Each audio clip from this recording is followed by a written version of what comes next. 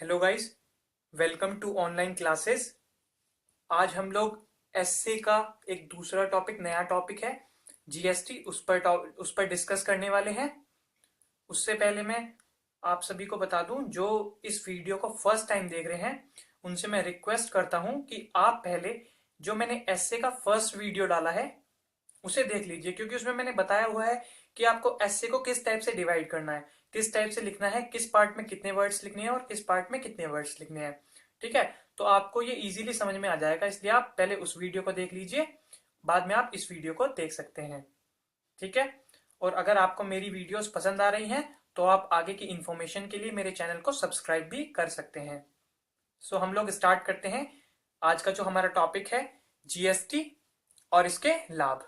ठीक है, तो जैसे मैं पहले भी बता चुका हूं आपको कि आपको कोई भी ऐसे कैसे स्टार्ट करना है, या तो कोई कोर्स हो आपके पास, या कोई सूक्ति हो, या फिर कोई एक स्पेशल लाइन हो, उस चीज से अगर आप ऐसे स्टार्ट करते हैं तो एक अलग ही इफेक्ट पड़ता है, टीचर पर आप अलग ही इंप्रेशन डाल पाएंगे।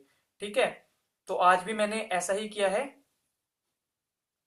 एक कोट से ये मतलब एक लाइन है, स्पेशल लाइन है, जो नरेंद्र मोदी हमारे जो प्राइम मिनिस्टर हैं उन्होंने कही थी, वो बात मैंने लिखी है यहाँ पर। देखिए, उससे पहले मैं आपको एक बात और बता दूं। मेरे पास एक क्वेश्चन आया है कि इंग्लिश में लिखना ऐसे और हिंदी में लिखना ऐसे, इसमें क्या डिफरेंस है, किस सब्जेक्ट, किस टॉप मतलब किस मीडियम को हमें चूज करना चाहिए। तो हिंदी का मीडियम में मैं ज्यादा फायदा समझता हूँ। क्यों? क्योंकि देखिए, आप हिंदी में अगर कोई ऐसे लिख रहे हैं तो आपके पास क्या फायदे हैं। एक तो आप अच्छी अच्छी उसमें सूक्ति जिस टाइप की मैं बता चुका हूँ, या फिर पंक्तियां जो मैं पहले भी मैंने ऐसे में लिखी हैं, उस टाइप का यूज कर सकते हैं। इंग्लिश में वो इतना ज्यादा नहीं मिल पाता। ठीक है, तो उसका अलग ही इंप्रेशन पड़ता है। दूसरी बात, आप हिंदी के ऐसे में इंग्लिश की कोई स्पेशल लाइन भी यूज कर सकते हैं। आज देखिए मैंने की है, जैसे ये फर्स्ट लाइन मैंने यूज की है, ये इंग्लिश की लाइन है और ऐसे हम हिंदी का लिख रहे हैं, तो आप हिंदी के ऐसे में इंग्लिश की लाइन यूज कर सकते हैं, स्पेशल लाइन अगर कोई है। पर आप इंग्लिश के ऐसे में हिंदी की लाइन ऐड नहीं कर सकते। तो मेरा ऐसा मानना है कि हिंदी में ये फायदा मिल जाता है, हिंदी का ऐसे लिखने से ये फायदा मिल सकता है।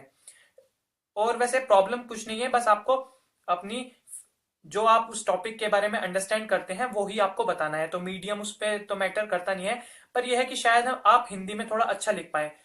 ठीक है, तो मैं आपको बता देता हूँ इस टॉपिक पे, जीएसटी और इसके लाभ।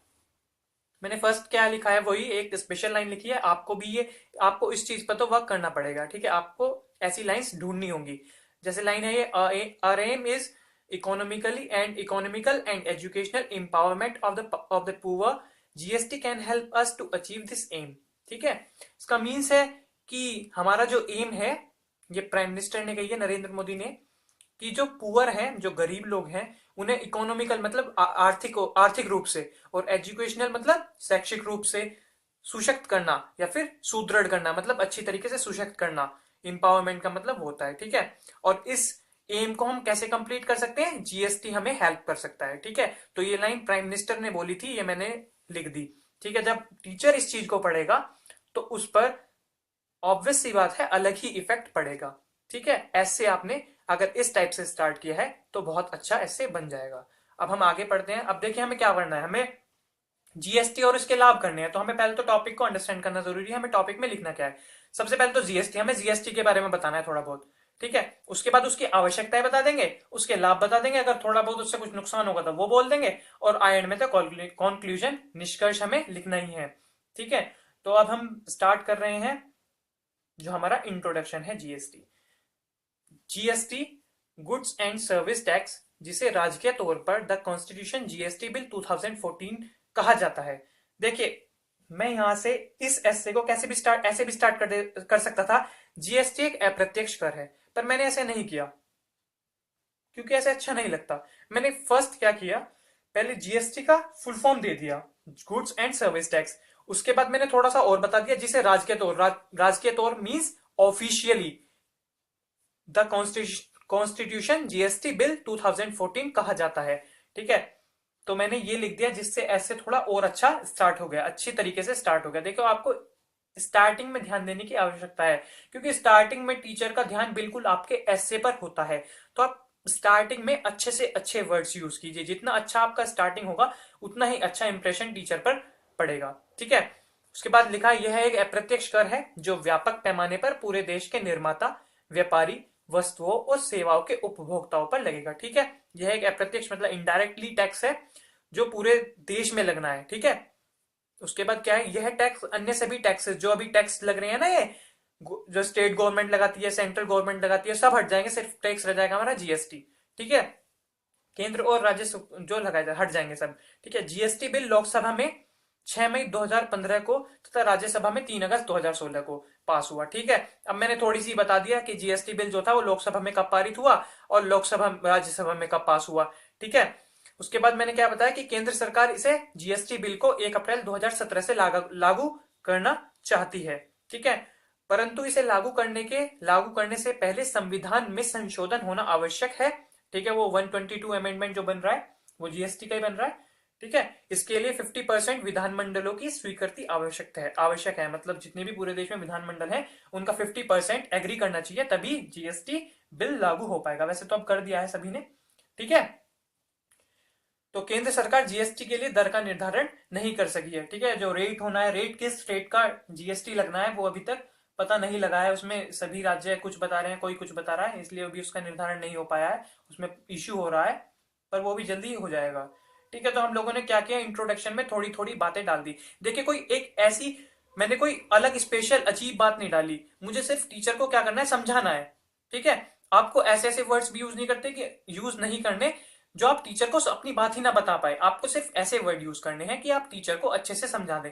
बेशक आपको उस टॉपिक के बारे में ज्यादा पता है या नहीं पता है, बस आपको ऐसा लिखना है कि टीचर को उसे पढ़कर समझ में आ जाए। ठीक है, ऐसे के नंबर आपको वहीं से तो मिलेंगे कि टीचर ने पढ़ा आपका ऐसे और उसे सारी चीज समझ में आ गई, तो इसका मतलब वो आपको अच्छे से ऐसे दे देगा। अब आपको पता तो बहुत कुछ है पर आपने अच्छा कुछ लिखा ही नहीं, तो फायदा क्या होगा उसका। ठीक है, तो आपको बेशक ना पता हो, आपको किसी भी टॉपिक में ज्यादा डीप में जाने की आवश्यकता है ही नहीं, सिर्फ आपको उसके मेन मेन पॉइंट लेने हैं। जैसे जीएसटी का ही हमें ऐसे लिखना था, तो हम लोगों ने क्या किया, थोड़ा थोड़ा मेन मेन पॉइंट ले लिया कि जीएसटी क्या है, कब लागू हुआ, कब लागू हो सकती है, कब ये पारित हुई, कैसे कैसे पारित हुई, किसने पारित की, कहां से पारित हुई, इस टाइप की चीजें आप मेन मेन लिख लीजिए। अब आप इसमें पढ़ रहे हैं पूरा डीप, तो उसका तो कुछ फायदा होना नहीं है।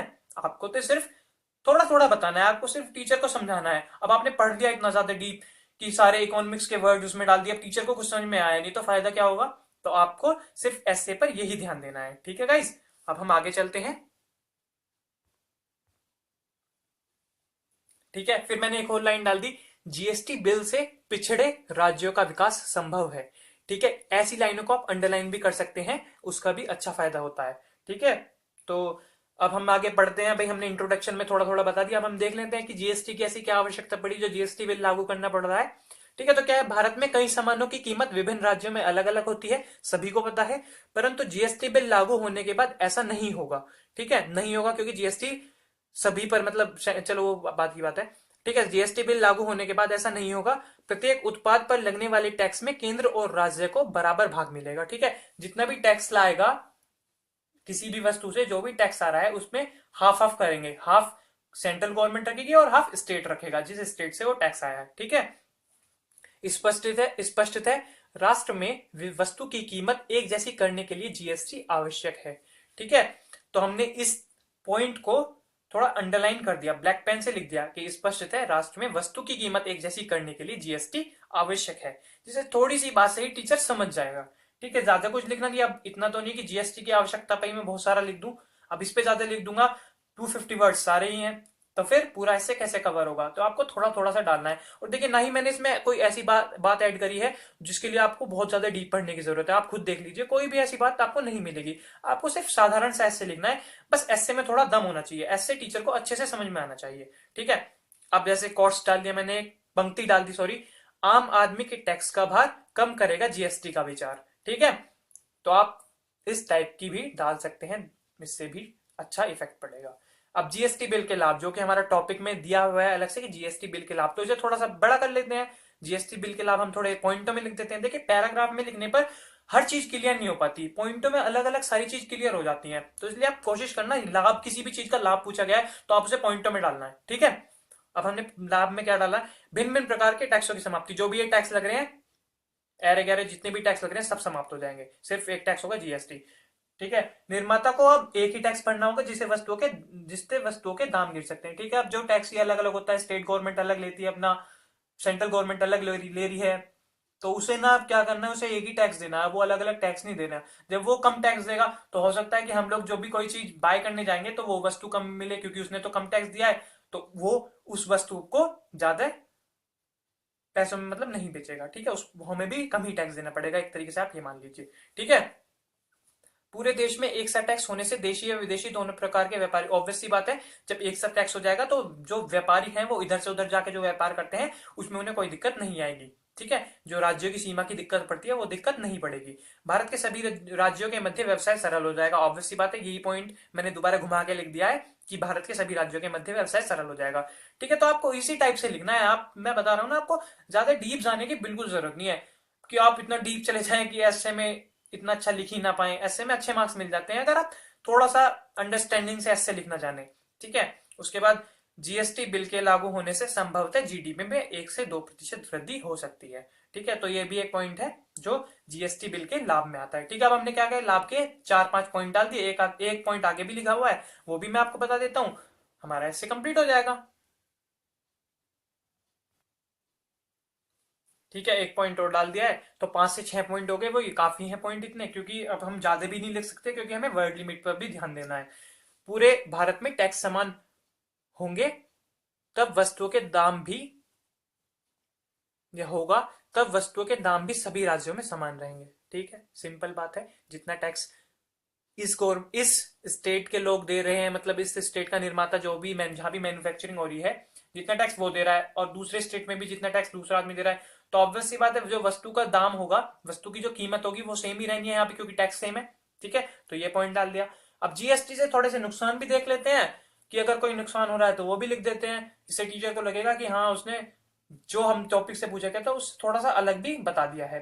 ठीक है, तो जीएसटी से नुकसान क्या है, जीएसटी बिल के लागू होने से राज्यों को नुकसान होने की संभावना है। ठीक है, संभावना है, क्योंकि इसके लागू होने के बाद वे कई प्रकार के टैक्स जो वसूल कर रहे थे, जो स्टेट गवर्नमेंट लगा रही थी टैक्स, वो तो अब उन्हें मिलेंगे ही नहीं, क्योंकि अब तो जीएसटी लगना है सिर्फ। ठीक है, तो और गौरतलब है, मतलब सभी को पता है, इस वर्ड को ध्यान रखिए, आप वर्ड यूज कीजिएगा ये जरूर, सभी को पता है या हम जानते हैं, ऐसे वर्ड से अच्छा होता है, गौरतलब है कि पेट्रोल व डीजल से तो कई राज्यों का बजट चलता है, आधा बजट चलता है, पूरा बजट कैसे चल जाएगा। ठीक है ना, आधा बजट चलता है। ठीक है, पेट्रोल और डीजल से तो कई राज्यों का आधा बजट चलता है, परंतु अब देखिए यहां से जो मेन लाइन थी, नुकसान में मैंने एक मेन लाइन डाली है, उसी पे अंडरलाइन कर दिया, जिससे टीचर इस पे जरूर ध्यान देगा। परंतु केंद्र सरकार ने राज्य सरकार को प्रारंभ में कुछ सालों तक टैक्स लेने की मंजूरी दे दी है। ठीक है, केंद्र सरकार है जो हमारी सेंट्रल गवर्नमेंट है, उसने स्टेट गवर्नमेंट को बोल दिया है कि आप कुछ साल तक टैक्स ले सकते हैं जिससे आपको नुकसान ना हो। अगर कोई नुकसान होता भी है तो केंद्र सरकार उसकी पूर्ति करेगी 5 साल तक। 5 साल तक स्टार्टिंग में टाइम दिया जाएगा, अगर कोई भी नुकसान होता है किसी भी स्टेट को तो उसकी पूर्ति कौन करने वाला है, केंद्र, सेंट्रल गवर्नमेंट करने वाली है। ठीक है, अब हमने क्या किया, पूरा एससे का मेन जो पार्ट था वो किसमें कर दिया, आवश्यकता में, लाभ में, और जो थोड़ा सा नुकसान हो रहा था उसमें। नुकसान इतना खास नहीं है, इसी वजह से मैंने क्या किया, इसे ब्लैक मैन में एक लाइन लिख दी है और अंडरलाइन कर दिया है। अब कंक्लूजन निकाल लेते हैं, अपना निष्कर्ष पे आ जाते हैं। अतः जीएसटी बिल भारत की अर्थव्यवस्था, व्यापार, निर्माताओं पर काफी हद तक सकारात्मक प्रभाव डालेगा। अभी तक हमने पढ़ा उससे तो यही लग रहा है। यह आम आदमी के लिए भी काफी फायदेमंद है, क्योंकि इसके बाद आम आदमी को सस्ती वस्तु को प्राप्त करने के लिए दूसरे राज्य में जाने की आवश्यकता नहीं होगी। होता है ना कि किसी स्टेट में जैसे बाइक है या कार है, सस्ती है, दूसरे स्टेट में थोड़ी महंगी है, तो लोग क्या सोचते हैं उस स्टेट से ले लें। इस टाइप से होता है ना, जो बॉर्डर पे होते हैं वो लोग सोचते हैं कि हम दूसरे स्टेट से ले लें, तो वो सब नहीं होगा, अपने स्टेट से ही आप ले लीजिए तो आपको सस्ती, मतलब जितनी दूसरे स्टेट में उतनी आपके स्टेट में होगी। ठीक है, तो ये भी फायदे वाली बात है।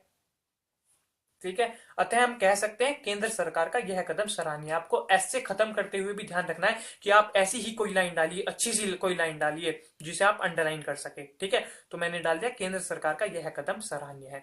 कोई भी अगर सेंट्रल गवर्नमेंट ने कोई भी स्कीम चलाई है और उस पर ऐसे पोस्ट लिया जाता है तो आप यही लिख देना, केंद्र सरकार का यह कदम सराहनीय है, बस बात खत्म। ठीक है, तो ये लाइन तो एवरग्रीन टाइप हो गई, हर जगह चलेगी। ठीक है, और उसके बाद मैंने फिर वही एक पंक्ति डाल दी है, जीएसटी से टैक्स प्रणाली में सुधार है, जीएसटी से भारत का उद्धार है। ठीक है, तो इस टाइप की आप कोई भी पंक्ति डाल सकते हैं। अब देखिए गाइस, मैंने कोई भी ऐसे में मतलब इतना ज्यादा डीपली कोई वर्ड नहीं लिखे, इतने इकोनॉमिक्स से रिलेटेड मतलब बहुत ज्यादा टफ टफ वर्ड लिखे हो, ऐसा कुछ नहीं लगे। आप अगर इस ऐसे को इजीली पढ़ेंगे ना तो आप आराम से समझ जाएंगे।